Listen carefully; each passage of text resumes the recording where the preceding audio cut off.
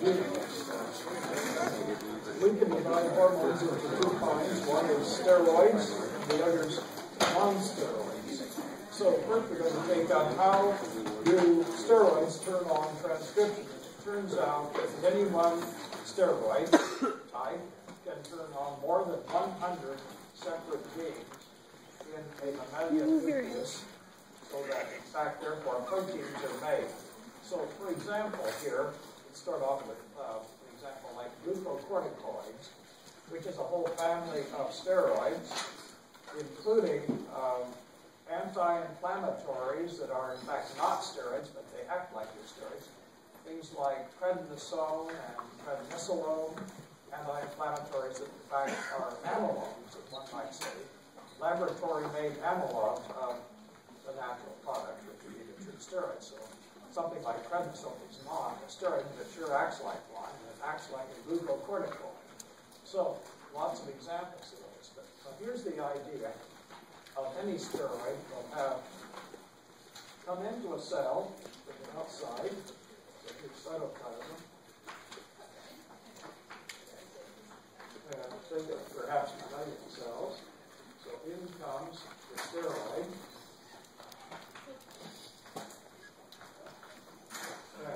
In here will be pre-existing, already made NRP proteins, nuclear receptor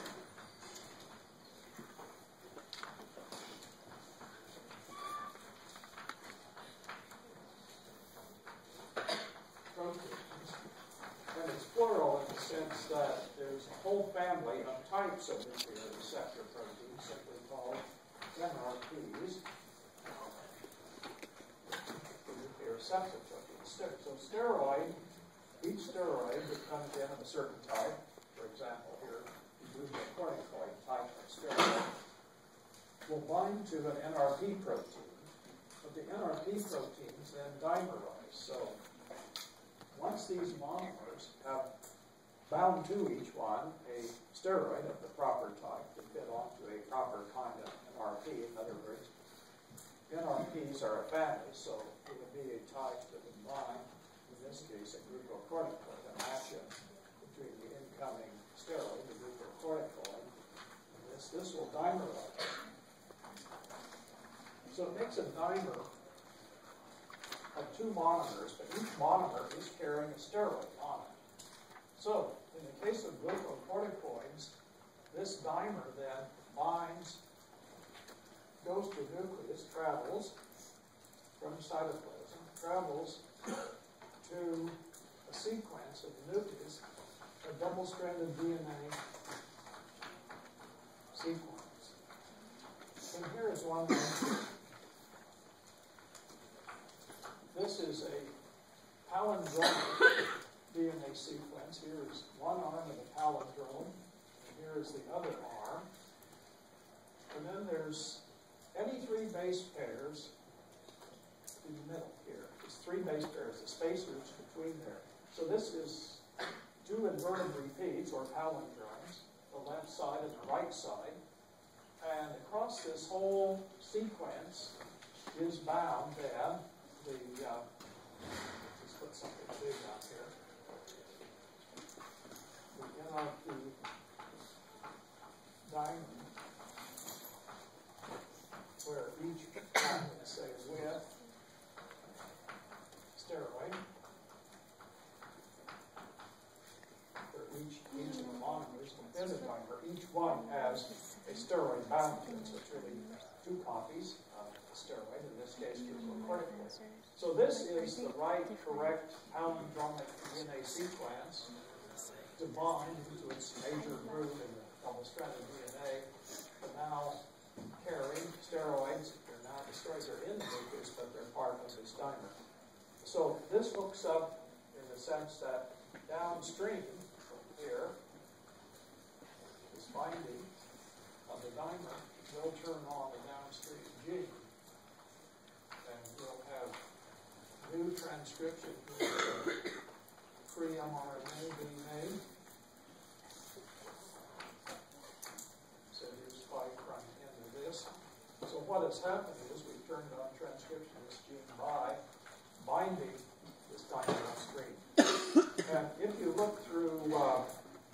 sequenced mammalian genomes, like the human genome, you will see more than 100 copies of that palindromic sequence, which is the binding site for the steroid type of glucocorticoid. The dimer binds there.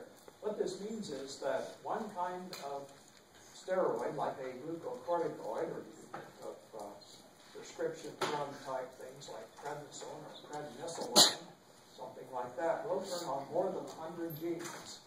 And therefore, there will be new proteins made in those cells that receive copies of the glucocorticoid or the amyloid type drugs.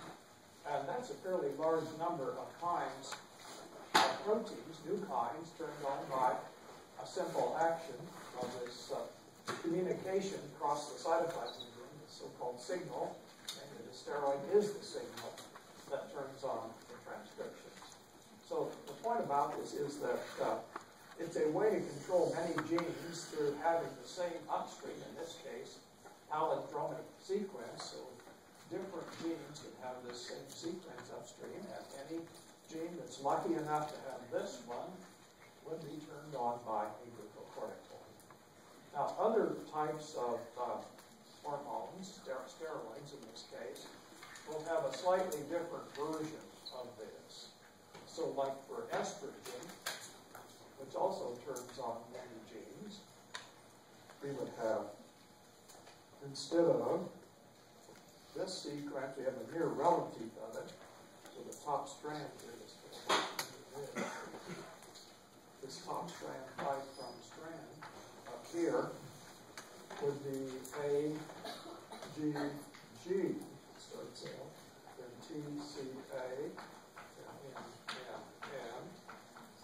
N, and then we would have T, G, A, C, C, T, 3' S. So this is our 5' in here. So we have the matching double-stranded DNA.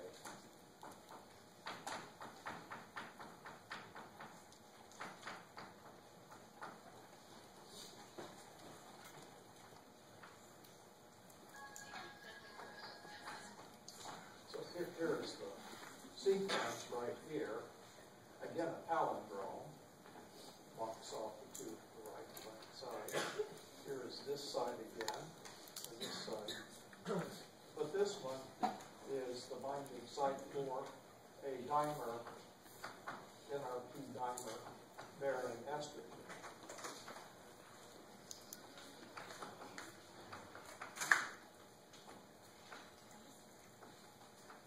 Two copies of estrogen, since it's two monomers.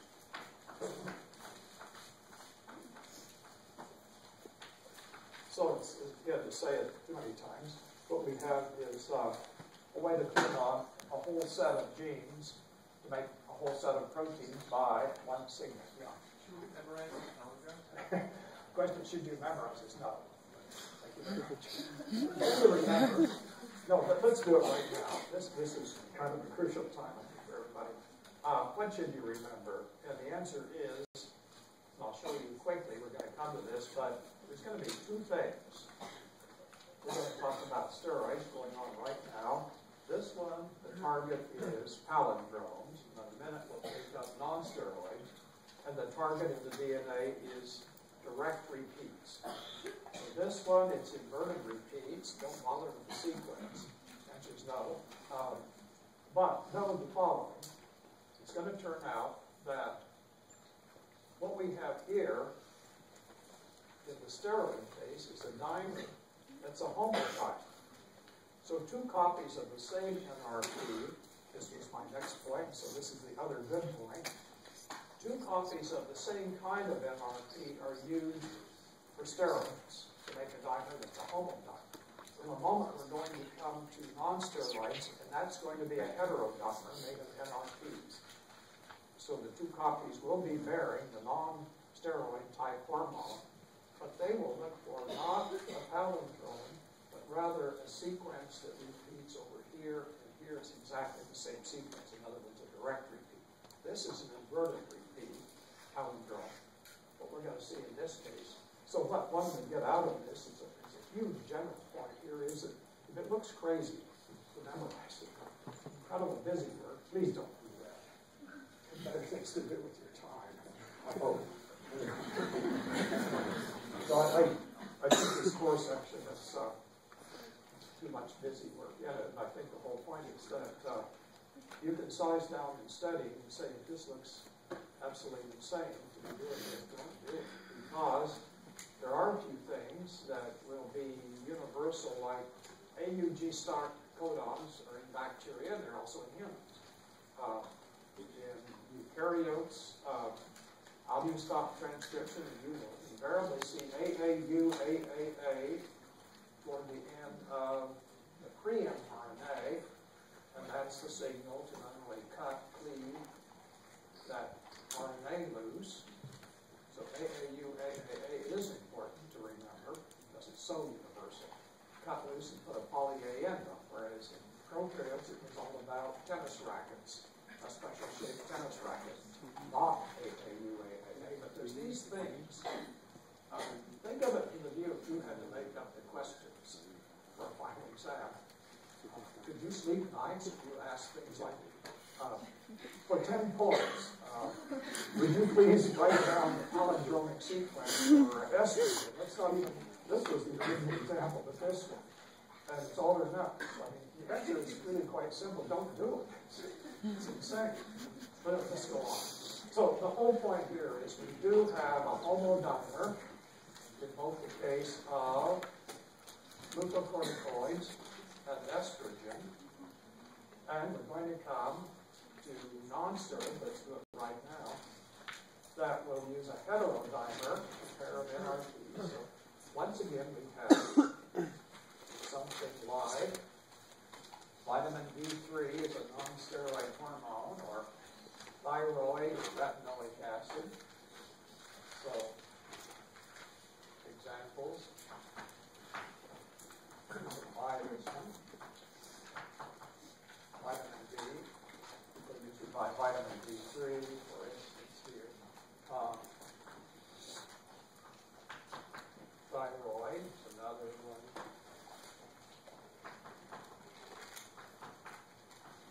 So these are not, in fact, steroids, but let's write down. So one important, don't memorize it, inverted, the one important direct repeat sequence that will work for most of the non-steroids. So we're going to have the target again in the double-stranded DNA, which will be upstream from those genes that are supposed to be turned on for instance, vitamin D3. So here is that one. This is going to be AGG, TCA. And then we'll have a length of spacer again, where it can be any base pair, and for any of the 4 bases. But let's put an X here because this is going to change how many. I show one end here that's going to be different for these different types of non-steroid hormones. So I'm going to have A, G, a G. Just copy it here. T, C, A. And we have, again, the 3' end. So this is in the chromosomal DNA. Here. Chromosomal DNA. Anyone hear anything? No. On the back. I'll shout louder.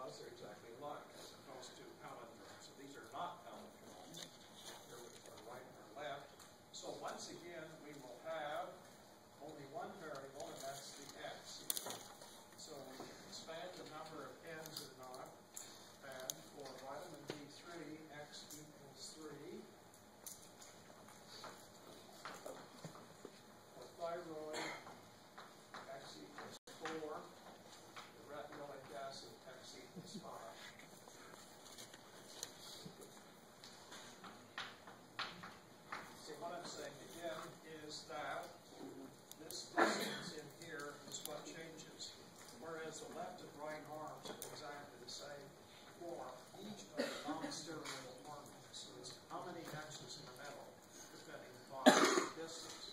So what you're doing here is binding a heterodimer, in this case, up here, of NRP. So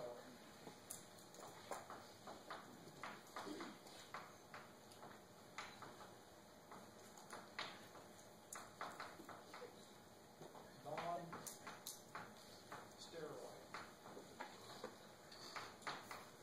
So to say it again, we have, in the case of non-steroids, we're going to have two different NRPs, two different kinds of NRPs in the cytoplasm, that once they have bound to, so say vitamin D3, each one gets a copy. It will be a heterodimer, and they will go traveling then together as a dimer with the vitamin D3 still attached on into the nucleus, and turn on then the downstream genes. I'll put it down here. So once again, we have a system. Often in this case, these genes, any gene again that has this upstream sequence, would be turned on by vitamin D3. So at various places in the chromosomes, we'll find this same direct repeat, that one there on the board, the same direct repeat, and we would turn on those genes. So in the case of non-steroidal hormones, often the reason for this is that you'll see biochemical pathways where enzymes are required, and the gene will be part of making the enzyme, code for the enzyme, the protein enzyme, that's part of, say, using the vitamin. Something like that as to thyroid hormone. So you see this over and over in biochemistry, that this sequence is extremely useful, that you can look for it now. Very easy. It's free. You could go online and get that sequence anywhere in the human genome, and then look slightly downstream, usually to the right as it's conventionally done, and you will see a gene that's likely turned on to make it from heterochromatin into euchromatin to turn on transcription by a binding, in this case, of the heterodimer. To say it redundantly one more time, this one requires direct inverted repeats as a target, and this one is direct repeats. And this one uses homodimer, and this one uses heterodimer proteins.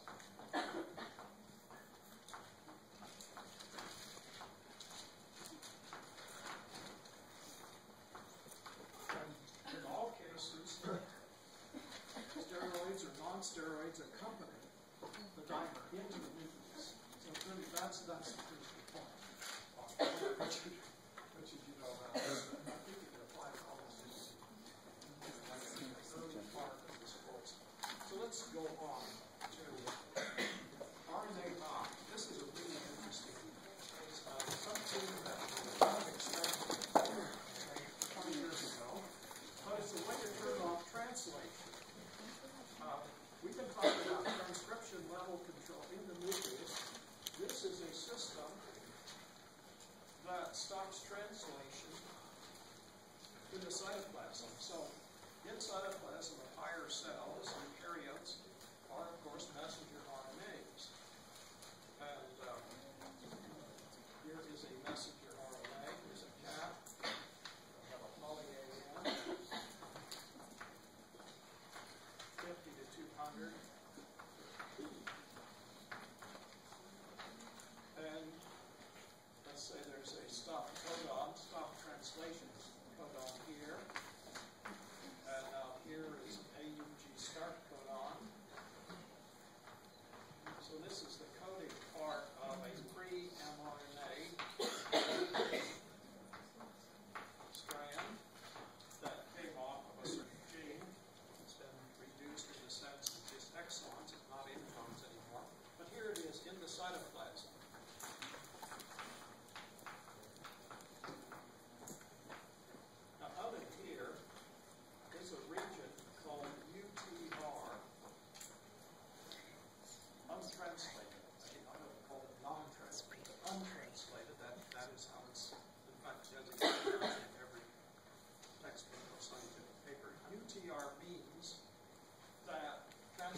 stop here, stop codon. Ribosomes can run this distance, ABS ribosomes can run this distance, maybe the protein here. Here's the protein. Coming across here, ribosome get off here, but UTR means it's not translated. So, what we're going to do is make a piece of RNA that will in fact fit on here.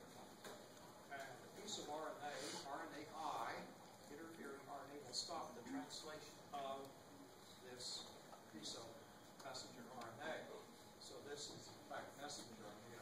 It's well past here to stop the translation of mRNA by doing two things. One is it actually stops ribosome movement. Put our unit in here, what we described, and it also destroys that message so it cannot, in fact, ever be transmitted. It's gone. So here's how it's done. First place, we must make an approximately, it's very approximate, 70 base pair double-stranded RNA in the nucleus of the same cell. There's two ways that can be done. So we'll first make a piece of RNA. Here it is.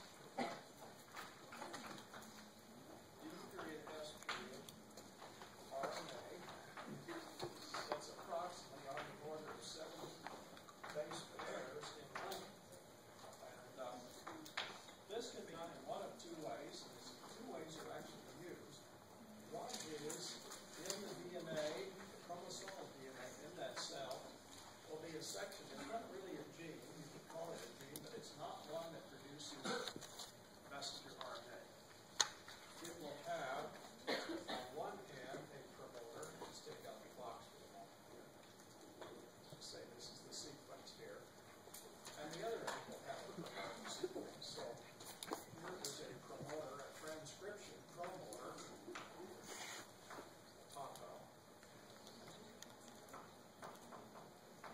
And here is another one here. So we've got one goes one way, and one that goes the other way. So this one, two promoters, one of them will create a piece of RNA by starting over here. This is a promoter and tautog region. And this one will create a piece of RNA by starting over here. So we have two copies of RNA single-stranded, but these two will combine. They will find each other and produce then double-stranded RNA. So this piece of RNA on the top and this one on the bottom have found each other, and we have this approximately 70 base pair. You find these units, we can call them genes. They're not really genes because they don't make messenger RNA. This is simply to make the double-stranded RNA that's the precursor for our eventual short piece. So that's one. It's use two promoters on the same sequence. The other method of making double-stranded RNA of the proper length and sequence is this. We can have one promoter here, but nothing at the other end. And so transcription will start here and make a piece of RNA. Somewhere else, on the same chromosome or a different chromosome even, will be another piece of RNA. Let's make it so it looks good. We can put the promoter the other way if we wanted to. But this makes it somewhat easier to see the point, I think. Is we will have another piece of RNA made elsewhere. So here's our DNA. One piece of single-stranded RNA made off this section, somewhere in the chromosome set. And here's another piece. But it turns out that we will be able to take this top strand, this RNA, and this RNA, and again